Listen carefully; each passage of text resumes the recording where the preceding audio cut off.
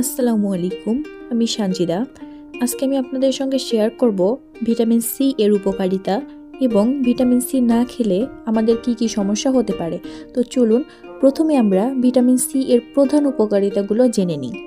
Number 1, immunity বৃদ্ধি। শীতকালে সর্দি কাশি থেকে রক্ষা পেতে ভিটামিন সি খুবই কার্যকর। নাম্বার 2, ত্বকের উজ্জ্বলতা বৃদ্ধি। শুষ্ক আবহাওয়ায় ত্বকের স্বাস্থ্য ভালো রাখতে সাহায্য করে। নাম্বার 3, অ্যান্টিঅক্সিডেন্টের উৎস, শরীরকে বিষাক্ত পদার্থ থেকে মুক্ত রাখে। নাম্বার 4, রোগ প্রতিরোধ ক্ষমতা, ঠান্ডাজনিত রোগের বিরুদ্ধে লড়াই করে। নাম্বার 5, আয়রন শোষণে সাহায্য, শরীরে আয়রনের শোষণ বাড়ায় যা রক্তশূন্যতা প্রতিরোধ করে। নাম্বার 6, ক্ষত দ্রুত সারানো, কাটা ছেঁড়া বা ক্ষত দ্রুত সারাতে সাহায্য করে। নাম্বার 7, হৃৎপিণ্ডের স্বাস্থ্য, উচ্চ রক্তচাপ নিয়ন্ত্রণে ভূমিকা রাখে এবং হৃৎপিণ্ডকে সুস্থ রাখে। ভিটামিন সি আমাদের শরীরের জন্য অত্যন্ত গুরুত্বপূর্ণ। আমরা এখন জানলাম ভিটামিন সি এর উপকারিতা। এবার আমরা জানব ভিটামিন সি না খেলে সম্ভাব্য ক্ষতি নিয়ে বিস্তারিত। তাহলে চলুন আমরা জেনে নিই ভিটামিন সি না খেলে কি কি ক্ষতি হতে পারে। নাম্বার 1, স্কারফি রোগ, দাঁতের মাড়ি ফোলা, রক্তচাপ এবং দাঁতের ক্ষতি হতে পারে। নাম্বার 2, ইমিউন সিস্টেম দুর্বল হওয়া, বিভিন্ন সংক্রমণ ও ঠান্ডা জ্বরের ঝুঁকি বেড়ে যায়। নাম্বার 3, ত্বকের সমস্যা, ত্বক শুষ্ক এবং রুক্ষ হয়ে যায় এবং ত্বকের নমনীয়তা কমে যায়।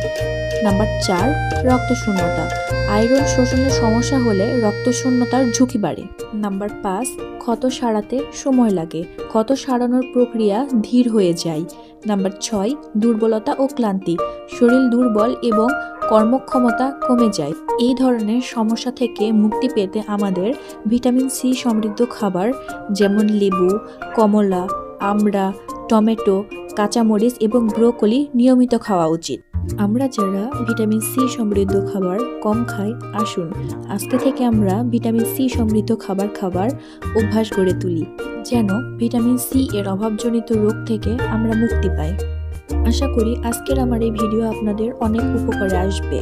তো আমি পরবর্তীতে কোন বিষয় নিয়ে ভিডিও বানাবো বা আপনারা কোন বিষয় নিয়ে ভিডিও দেখতে চান সেটা অবশ্যই আমাকে কমেন্ট করে জানাবেন, তাহলে আমি সেই বিষয়ের উপরে ভিডিও বানাবো। আমি কোনো ডাক্তার নই, আমি এই তথ্যগুলো উইকিপিডিয়া, গুগল এবং বিভিন্ন আর্টিকেল থেকে তথ্যগুলো সংরক্ষণ করেছি। আশা করছি আজকের ভিডিওটা আপনাদের ভালো লেগেছে এবং আপনাদের অনেক উপকারে আসবে। তো আজকে এই পর্যন্তই, সবার শুভকামনা জানিয়ে শেষ করছি। ভালো থাকবেন, আল্লাহ হাফেজ।